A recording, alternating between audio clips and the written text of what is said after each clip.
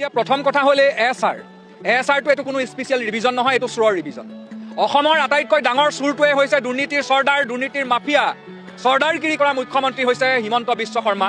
অসমৰ ইতিহাসত আটাইতকৈ কলংকৃত মন্ত্ৰী, আটাইতকৈ দুৰ্নীতিগ্ৰস্ত মুখ্যমন্ত্ৰী, আটাইতকৈ দুৰ্নীতিৰ চৰ্দাৰ যিজন মুখ্যমন্ত্ৰী সেইজনেই হৈছে হিমন্ত বিশ্ব শৰ্মা। তেওঁ ইতিমধ্যে গম পাইছে যে তেওঁ 2026 চনৰ নিৰ্বাচনী বৈতৰণি পাৰ কৰিবৰ কাৰণে তেওঁৰ হাতত একো ইছ্যু নাই। গতিকে তেওঁ কেইটামান ইছ্যু লৈছে। প্ৰথম কথা হৈছে মিয়া শব্দটো এফালৰ পৰা লৈছে আৰু তেওঁ এতিয়া শেহতীয়াকৈ ক'বলৈ লৈছে যে মিয়া ৰিক্সালাত উঠিলে তেওঁলোকে কোনোবাই যদি 5 টকা খোজে তেতিয়াহ'লে তেওঁলোকক 4 টকা দিবা, মিয়াক কষ্ট দিব লাগে। মই হিমন্ত বিশ্ব শৰ্মাক ইয়াৰ পৰা প্ৰত্যাহ্বান জনাবলৈ খুজিছোঁ যে অসমৰ আটাইতকৈ যিটো ধনী মিয়া, যিটো আপোনাৰ আটাইতকৈ মানে মৰমৰ সখা আজমলৰ এই আজমল পাৰফিউম কিনি পেলাই মই আধা দাম দিম, 500 টকা পাৰফিউমটো 200 টকাত দিম, হ'বনে হিমন্ত বিশ্ব শৰ্মা?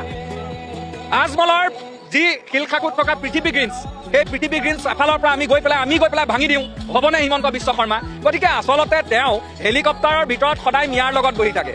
যেতিয়া পকৰি খালে একেখন প্লেটৰ পৰাই তেওঁলোকে পকৰা খায় আৰু আমাৰ সাধাৰণ মানুহক আচলতে এটা পাক ঘূৰ্ণিত সোমোৱাবলৈ খুজিছে। এইটো এটা নিৰ্বাচনী কুচকাৱাজত বাদে অন্য একো নহয়, এইটো একেবাৰে স্পষ্ট কথা। কিন্তু ইয়াতো তেওঁ বিফল হ'ব।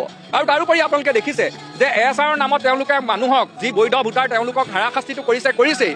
এই যে মিয়া বুলি কৈছে যে মিয়াৰ ভোট কৰ্তন কৰিমেই, তাৰ মাজত আপোনালোকে চাব এতিয়া মই বৰহমপুৰ সমষ্টিৰ বাসিন্দা, বৰহমপুৰ সমষ্টিত ইতিমধ্যে খিলঞ্জীয়া মহিলাৰ ভোটাধিকাৰ কৰ্তন কৰাৰ ষড়যন্ত্ৰ কৰা হৈছে। কি কাৰণে? কাৰণ তেওঁলোক বিজেপি বিৰোধী।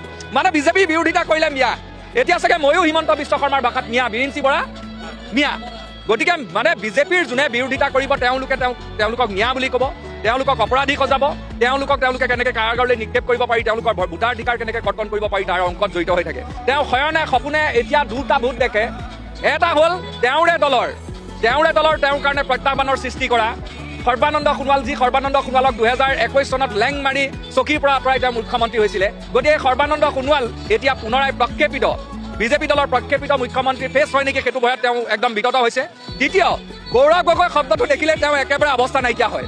আচলতে ক'বলৈ গ'লে এই যে পেনে মই নকওঁ আৰু সেই অৱস্থাটো এতিয়া মুখ্যমন্ত্ৰী হৈ আছে। আৰু মই আপোনালোকক এটা কথা কওঁ যে 2026 চনত এই দুৰ্নীতিগ্ৰস্ত মুখ্যমন্ত্ৰীজনৰ যেতিয়া চকীখন যাব, যেতিয়া তেওঁ শাসনৰ গাদীৰ পৰা আঁতৰিব, তেতিয়া কিন্তু এই মুখ্যমন্ত্ৰীজনক তেওঁ বিজেপি দলত অহাৰ পৰা বিজেপি এটা দুৰ্নীতিগ্ৰস্ত দল কাৰণে তেওঁক বাচিবলৈ দিলে। কাৰণ বিজেপি হ'ল গোটেই দুৰ্নীতিগ্ৰস্ত লোকসকলৰ বসবাসৰ ঠাই।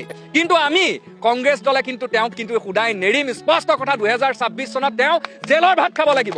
তেওঁ জেলৰ কয়দীৰ ড্ৰেছ। এতিয়া প্ৰথম কথা হ'লে এছআৰটো এইটো কোনো স্পেচিয়েল ৰিভিজন নহয়, এইটো চোৰৰ ৰিভিজন। অসমৰ আটাইতকৈ ডাঙৰ চোৰটোৱে হৈছে দুৰ্নীতিৰ চৰ্দাৰ, দুৰ্নীতিৰ মাফিয়া, চৰ্দাৰগিৰি কৰা মুখ্যমন্ত্ৰী হৈছে হিমন্ত বিশ্ব শৰ্মা। অসমৰ ইতিহাসত আটাইতকৈ কলংকৃত মন্ত্ৰী, আটাইতকৈ দুৰ্নীতিগ্ৰস্ত মুখ্যমন্ত্ৰী, আটাইতকৈ দুৰ্নীতিৰ চৰ্দাৰ